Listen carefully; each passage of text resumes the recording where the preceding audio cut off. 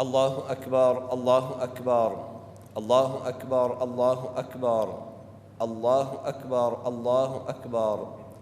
الله أكبر الله أكبر الله أكبر كبيرا والحمد لله كثيرا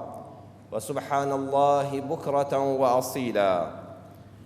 الحمد لله الذي سهل للعباد طريق العبادة ويسر ووفاهم أجور أعمالهم من خزائن جوده التي لا تعد ولا تحصر، وجعل لهم يوم عيد سعيد يعود عليهم في كل سنة ويتكرر، وضعف فيه مواهب الإنعام على العالمين. أحمده وأشكره، جمل العيد بالسرور وأوجب فطره وحرم فيه الصيام، وأستغفره وأشهد أن لا إله إلا الله، وسع موائد الرضوان على من شرح صدره بالإسلام، وأشهد أن سيدنا محمدًا رسول الله سيد الأنام ومصباح الظلام. اللهم صل وسلم على سيدنا محمد وعلى آله وأصحابه ومن تبعهم بإحسان إلى يوم الدين. أما بعد، فيا عباد الله، أوصيكم ونفسي أولاً بتقوى الله الكريم وطاعته. ئیمانداران و خواناسانی زۆر بەڕێز، هەموو ئەم دەمەچاوە نورانیانە لەم سپێدە پیرۆزەدا لە ماڵی خوای پەروەردگاردا، ئێمە و ئێوەی بەڕێز، هەموو بیسەران و بینەرانی ئەم وتارە لە ئەم کەناڵە ڕاستەوخۆیانەوە کە پەخشی وتاری مزگەوتی ڕێگەی بەهەشت دەکەن، سەلام و ڕەحمەتی خوای پەروەردگار لە یەک بەیەکی بەڕێزتان بێ. هەروەکو لەم بەرەبەیانەدا ماڵەکەی خوای پەروەردگارتان ئاوەدان کردەوە، خوای گەورە ماڵی دنیا و قیامەتمان ئاوەدان بکاتەوە. هەروەکو بۆ ڕەزامەندی پەروەردگار مانگی پڕ بەرەکەتی ڕەمەزان لەگەڵماندا بوون.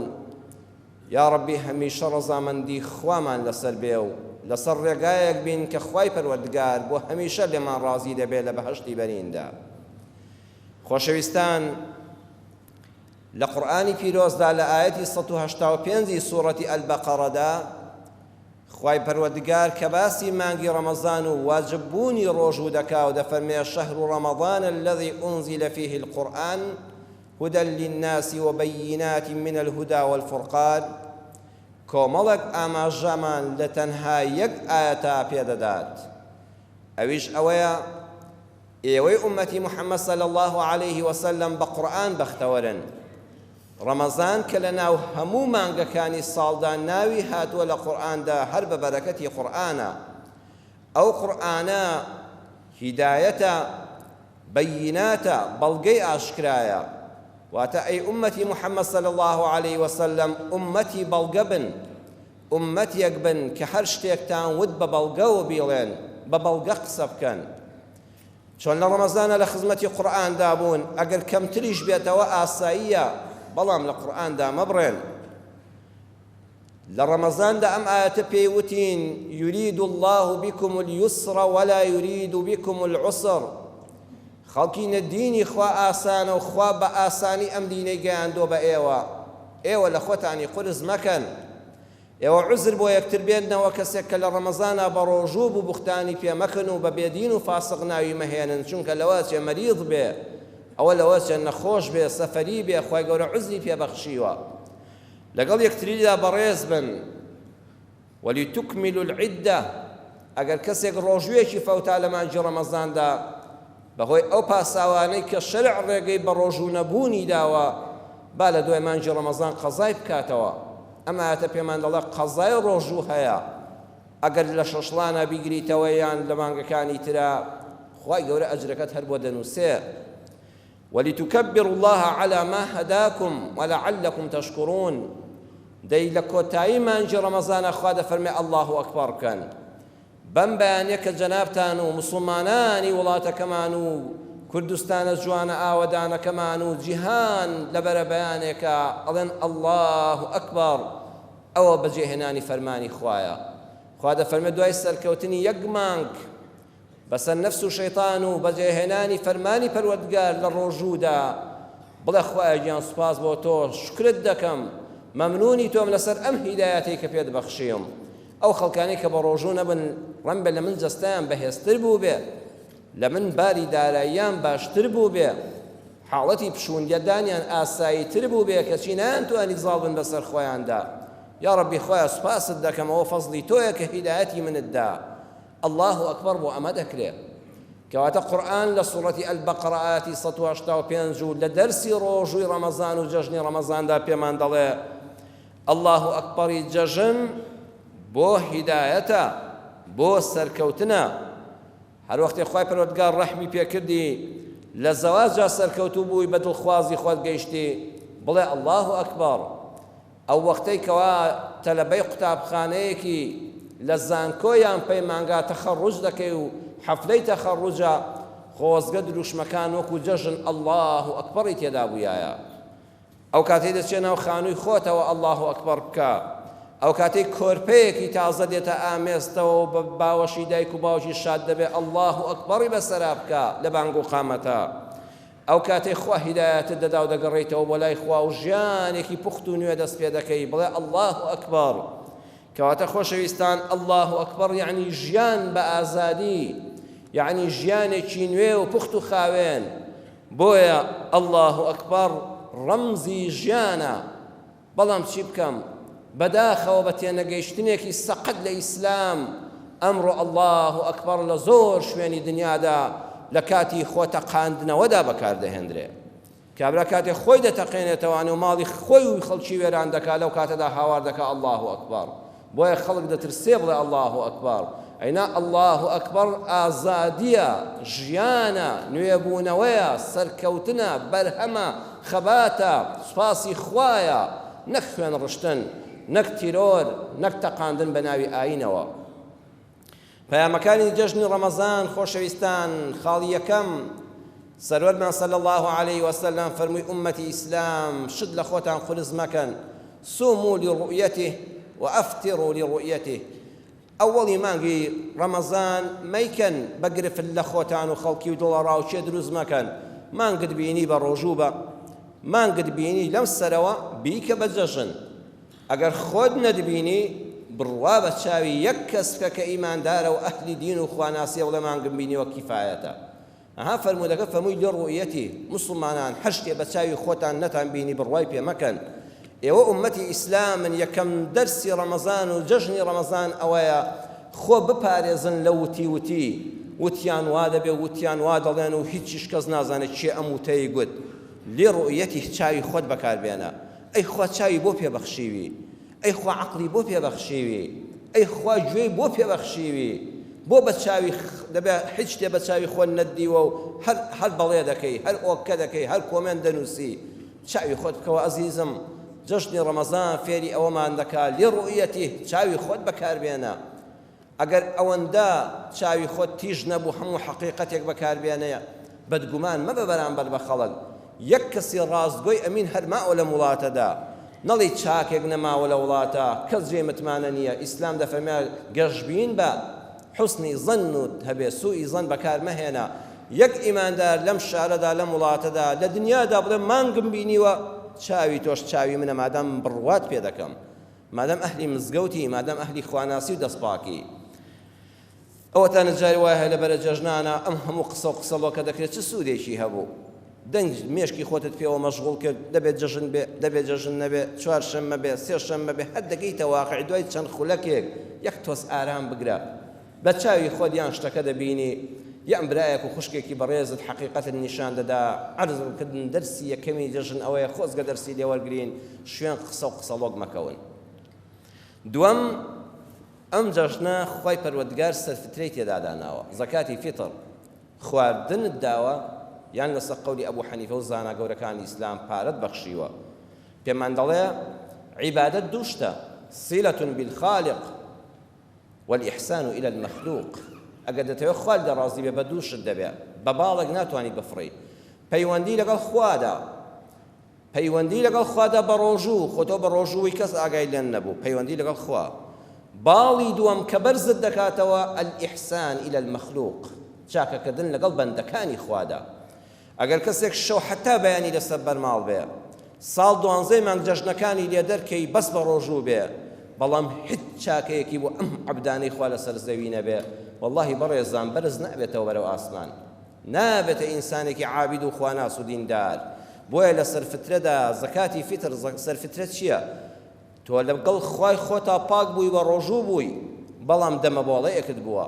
بەڵام قڕەقڕێکت کردو دل لە ڕووی ئێوە بەڵام دەروونت تۆزە پیسی تێدا بووە خوای گەورە بە بەرەکەتی ئەو خێرە کەمەش ئەگەر زۆریش کەمە دڵخۆشکردنی 1000 خوا دەفەرمێت لە کەم و کوڕی ڕۆژەکەت خۆش دەبم بۆت پڕ دەکەمەوە نوقسانیەکانت بۆ پڕ دەکەمەوە لە گوناهەکانت خۆش دەبم ئەجری تەواو دەدەمێت لەبەر خاتری ئەوەی تۆ دڵی 1000ێکت خۆش کردووە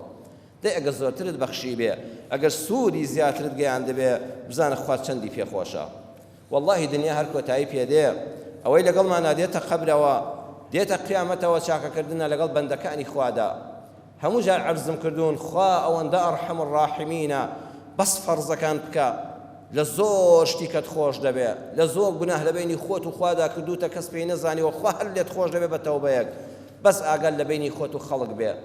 خەڵکی مەشکێنە دڵی خەڵک ئازار مەدە مافەکانی خەڵک مەخۆ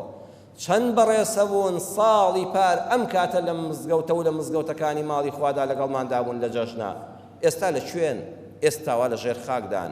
ئەگە بێنەوە سەرزەوی چی دەکەن بەس چاکە دەیخوا فرسەتیدا ئەم ساڵ ئێمە لە سەرزەوی ماینەوە چ زەمانێک هەیە بەیانی من و تۆ لە ژێر خاکا نابین بۆیە گەردەتەوێ کاتێن مردی بەرەو گۆڕی تاریان بردی فرمێسکی گریانی یاران بۆت ببارێ وەکو باران گەر بدەتەوێ سیما و یادگارەکانت ڕەفتار و گوفتارەکانت لە دڵان بیر نەچێتەوە خۆشەویستی نەخشی بەرد بێ و نەسڕێتەوە تەنها لەبەر خوا بەندە بە تەنها هەر بۆ خوا بەندە بە میهرەبان و ڕووخۆش و دەم بەخەندە بە تا دەتوانی ئاسانکار بە شەیدای کار بە بۆ دۆستانت خەمخۆر و خزمەتگوزار بە بۆ بارکەوتوان دەستبار بە بۆ مەردێتی سەربازێکی شاراوە بە بۆ ئازاری کاروانیان حەکیمێکی ئەمناوە بە بە جوان پۆشی و بە بۆن خۆشی وەکو خونچەی کراوە بە هەر بەخششێ هەر بەهرەیە کە خەڵاتی خوای گەورەیە بیخە خزمەت بۆ دەوروبەر تا وەکو دار لە هەردوو لا بۆت بێتە بەر ئەجینا خوا دەیباتەوە وەک گەزۆی دار دەیشواتەوە ئەوسا بگری و بناڵێنی لای سۆزل لێ ناکاتەوە سەرفترە پێمان دەڵێ گاڵتەی پێ نەکەی ئەگەر یەک کەمێکت هەیە 2500 هەیە بە ئەوەندە بەکەمی مەزان دڵی 1000 خۆشکە خۆ دەتوانی ئەوەندە بکەی گەنمێک ببەخشی 2 کیلۆ برنج ببەخشی بە زۆری بزانە خۆی گەورە ئەوەندە دەسەڵاتە کەمەی لێ داوا کردووی بۆی فێری بەخشندەی و چاکەکردن بی خاڵی سێم بەڕێزان سوپاس بۆ خوا ئەم مزگەوتەی ئێمە و هەموو مزگەوتەکانی کوردستان جوانەکەم ئاوەدامون لە شەوانی قەدرە 9 شەوی ڕێک لە مزگەوتەیە دانیشتین بە چاوەڕێکردنی ئەجری قەدر شەوە پاکەکە شەوە پیرۆزەکە پرسیارت کردووە جەنابەت باشە بۆ هەر یەک شەو دانەنیشتین بۆ ئیسلام دیاری نەکرد بفەرمێ شەوی ئەوەندە ڕێک 27ەکە قەدرە 25 قەدرە 21 قەدرە مامۆستایە سەعیدی کوردی بەدیع الزەمان مەلا سەعیدی نەوڕەسی گەورە زانای کورد چەند جوان ئەمەمان بۆشی دەکاتەوە لە جەژنی ڕەمەزانە بیرێکی لێ بکەوە دەفەرمێ خوای پەروەردگار کۆمەڵەشتی شاردۆتەوە وەلی و پیاوە ساڵحەکان و ئەوانەی دەگەنە پلەی وەلیەتی لە بینی خوان و خوادا لەناو خەڵکا شاردوونیەوە ناتوانی پەنجە بخەیتە سەر یەک بچێک ئەمە فڵان کەس وەلیە وەلی شاردۆتەوە لەناو خەڵکا وەلی ئەو کەسانن ئەگە سوێند خوا بڵێ خوا دەبێ ئەم ئیشە بکەی خوا بە قسەی دەکا بەڵام ئەمە بە جلوبەرگی من نییە بە جلوبەرگی مام شێخ و مام حاجی نییە وەلیەکان مامۆستا سەعید نەوڕەسی دەفەرمێ خوا شاردوونیەوە لەوە ئەچێ شڕۆڵترین کەسێک لەبەر دەرگای مزگەوتێکا دانیشتووە کە من دوعایەک دەکەم ئەو دەڵێ ئامین خوا لەبەر خاتری دوعای ئەو شڕۆڵی کە من دوای حسابی بۆ ناکەین دوعای منیش و ئەو هەموو خەڵکەش وەردەگرێ خوا وەلیەکانی شاردۆتەوە نازانی چێن خوای پەروەردگار لە شەو ڕۆژی جومعەدا سەعاتێکی دیاری کردو کە دوعای تێدا گیرایە دڵنیا بن بەڕێزان کە شەو ڕۆژی جومعەدا 1 سەعات هەیە هەر دوعای بکەی لە بینی خۆت و خوادا گیرا دەبێت ڕەتبوونەوەی نییە سبحان الله لەو 24 سەعاتەدا ئەو سەعاتە دیار نییە خوا شاردوێتیەوە شەوی قەدر لە ڕەمەزاندا دیاری نەکراوە تەحدید بڵێ ئەوەیە دەبێت بە هەر بەحدووی هەمووی بگەڕێ ئیسمی ئەعزەم لە ناو ناوە جوانەکانی خوای گەورەدا خوا شاردوویەتەوە ئەجەلی لە تەمەندا شاردۆتەوە نازانیت چ سعاتێک و چ دەقەیەک ئەجەلی تۆ یەخەت دەگرێت کەس نازانێت بە پێغەمبەرانیشەوە سەلامی خوا لەسەر بێت بۆ شاردوویەتەوە خوای گەورە مامۆستا سەعیدی کوردی دەفەرمێ بۆ ئەوەی خەڵکی بزانن ئەگەر ئەم بە نرخە هەیە لەناو ئەو هەمووانەدا تاک بە تاکی ئەو جۆرانەش بە نرخن و بەهای خۆیان لەدەست نەداوە یعنی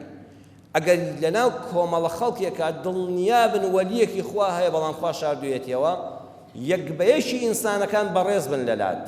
سوکایەتی بە هیچ مرۆڤێک مەکە ئەی ئینسان نەوەکو ئەو کەسەی تۆ سوکایەتی پێ دەکەی و ڕقلێتی وەلی خوا بێ سوبحان الله چەند جوانشی کردوێتەوە یەکبەیەکی ئینسانەکانت لا بەڕێز بێ قەت بە چاوی سوک سەیری کەس نەکەی نەڵێ ئەمە مامۆستایەکی ئاینێ و جبە و مێزەر و شێخێتی ئەوایە فڵان کەس کوڕەخواوە چییە نە ئەو تاکەی کە تۆ لەبەر چاوت بە نەزەرت دێتە بچووک لەوە ئەچێ ئەوە وەلیەکەی خوا بێ بۆیە تاک بە تاکی مرۆڤەکانت لا بەڕێز بێ خوای پەروەردگار سعاتەکەی پاڕانەوەی شاردۆتەوە یعنی یەک بە یەکی سعاتەکانی شەو ڕۆژی جومعە لا بە نرخ بێ ئیلا دوعایەکی هەر تێدا بکە با هەموویان بە نرخن شەوانی قەدری شاردەوە شەوە قەدرەکە یەک بە یەکی شەوەکان بەهای خۆیان هەیە تۆ هەموویان ڕێز لێ بگرە هەر سعاتێک خواپەرست مە بۆ دوعا مەکە هەموو کاتەکان دوعا بکە هەر شەوێک خواپەرست مە بە شەوەکان هەموویان پیرۆزن هەر بە ناوێک لە ناوەکانی خوا مەپاڕێەوە هەموو ناوەکانی خوا بەکاربێنە بۆ پاڕانەوە بەڵێ خۆشەویستان ئەجەل دیاری نەکراوە هەموو لەحزەیەکی تەمەنت دووریابە ڕەم بێ ئەمە کۆتا ڕۆژی ژیانت بێ دەتخوا ئەمڕۆ بە پیسی بەسەر مەبە چێ ئەڵێ ئەو ئەجەلە ئەمڕۆ نییە کە تۆ بە تەمای گوناهی تێدا بکەی کە بە تەمای غەشی تێدا بکەی چێوە ئەمە ئەمڕۆ نییە با ئاخر ڕۆژت خێر بێ بۆیە خوا ئەجەلی شاردۆتەوە با ئێمەش لەم کاتەدا لە جەژنی ڕەمەزانە ئاگامان لێوێ دیندارێکی پوخت لە عالمەکانی خۆمان وەرگرین چوارەم جەژن ڕۆژی پشووە ئەمڕۆ حرامە بە ڕۆژووبی حرامە خوای گەورە لێت عاجز دەبێ ئەبێ ئەمڕۆ پشوو بدەیت کاتی خۆی زانایەکی بەناوبانگ هەیە پیکۆلێر لە لاپەڕەی خۆی لە CNN وتارێکی نووسی سوودە سەرسوڕهێنەرەکانی هیچ نەکردن پێمان دەڵێ هەموو مرۆڤێک دوای ئەوەی کە کارێکی قورسی ئەنجامدا با پشوو بدە پشوو وەرگرتن زۆر زەرورە تۆ یەک مانگ شەوان خەوت تێکچوو بوو نان خواردنت تێکچوو بوو بەخوا ڕۆژوو گەلێک قورسە تۆ لە کەسێ بپرسە کە بە حەیاتی بە ڕۆژوو نەبوو ئەڵێ ئەو خەڵکە چۆن 16 سعات ئاوی نەخواردووە لە ئیشیش بووە لە سەفەریش بووە سوکە نەخۆشیێکیشی هەبووە ئەو هەرخوا هیدایەتی ئەمەیدا سوپاس بۆ خوای گەورە دوای ئەو قورسیە پشودانت پێویستە خوا فەرمووی ئەمڕۆ حرامە بە ڕۆژووبی جەژن کۆبوونەوەیە دەموچاوی یەکتر بینینە پشودانە خۆشیە بۆیە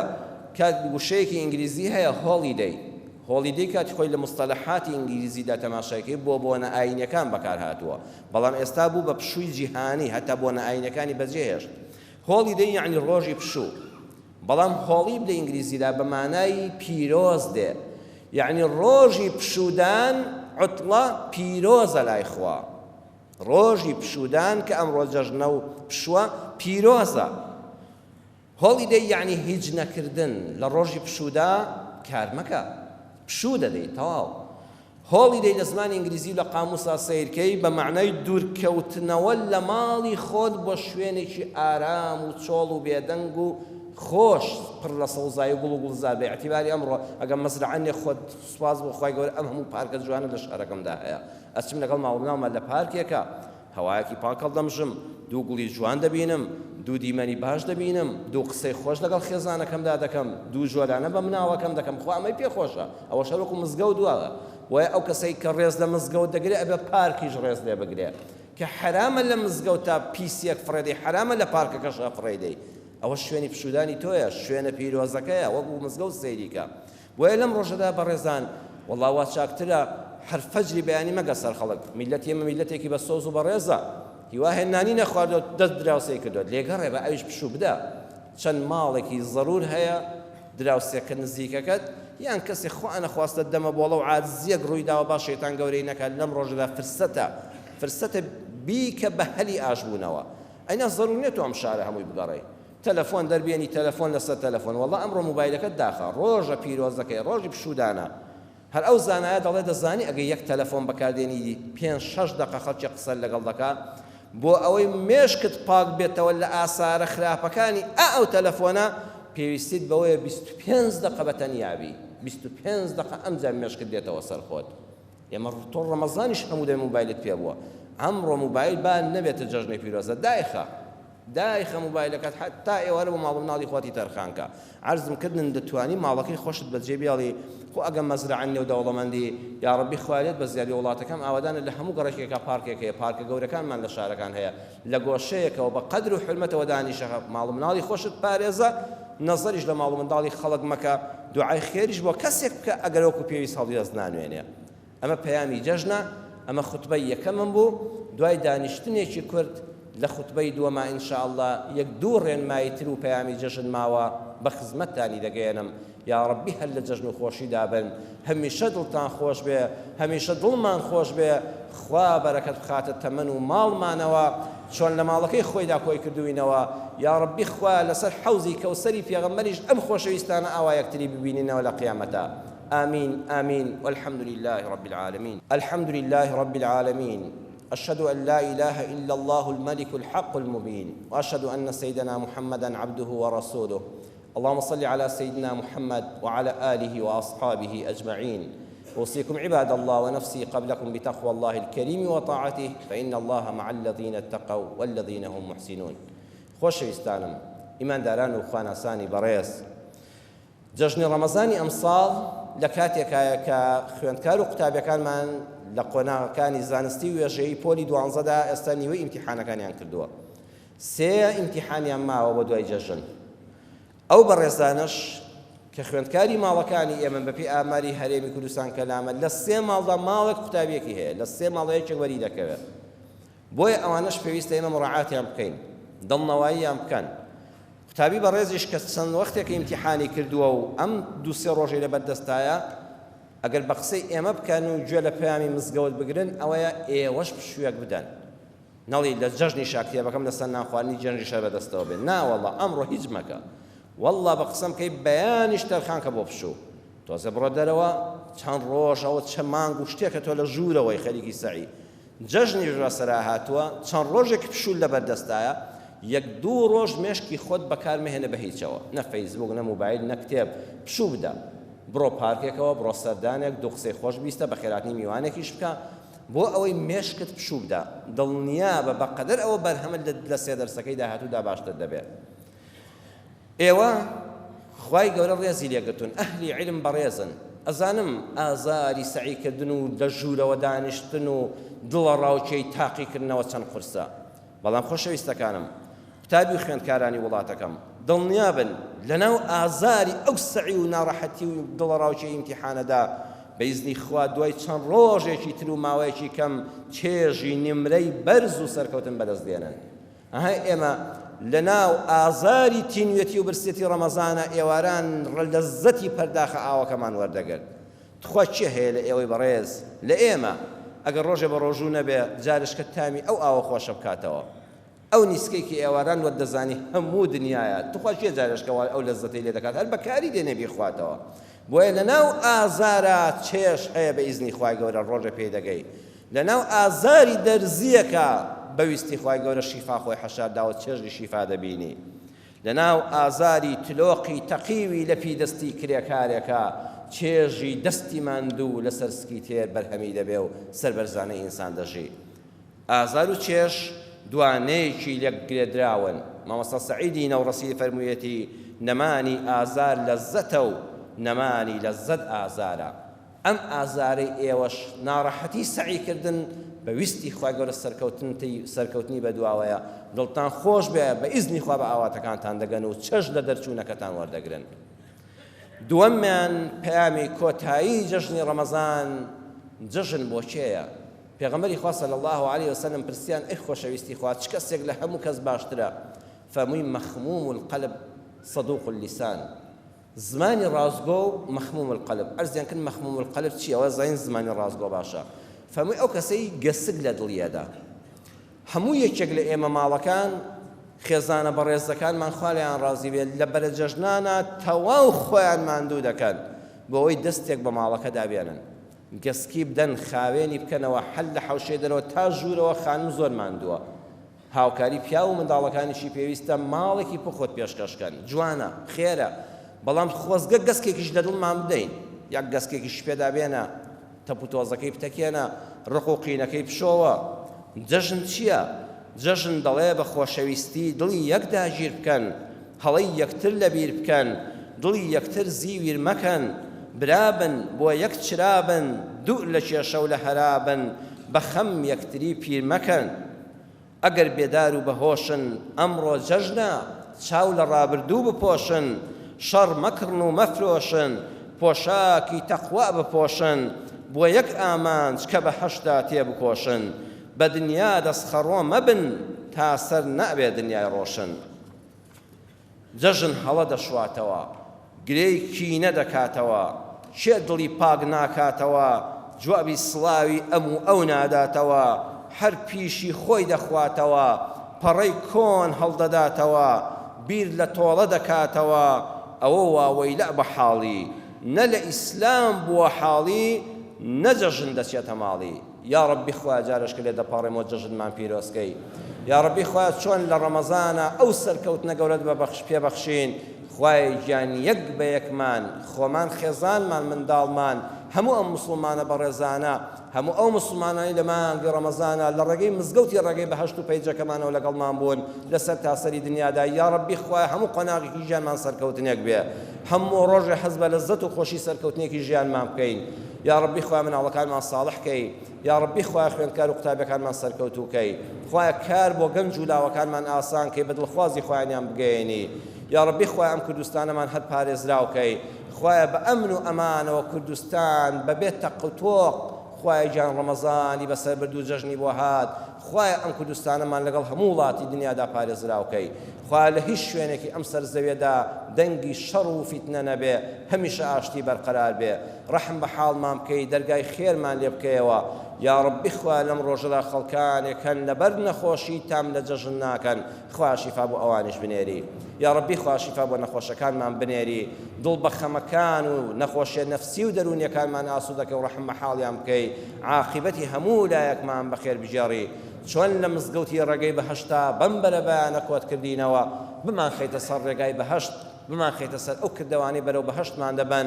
لەسەر حەوزە کەوسەرەکەی پێغەمبەری خوا صلی الله علیه وسلم یا ڕەبی خوا ئەوە بەیەکەوە کۆمان کەیتەوە بە خواردنەوەی دوا پەرداخی ئاو بەدەستە پیرۆزەکەی هەتا لە مەینەتەکان ڕزگارمان بێ خوا لە نەهامەتی قیامەت و لە نەهامەتی دنیا ڕزگارمان کەی وصلى الله على سيدنا محمد وآخر دعوانا أن الحمد لله رب العالمين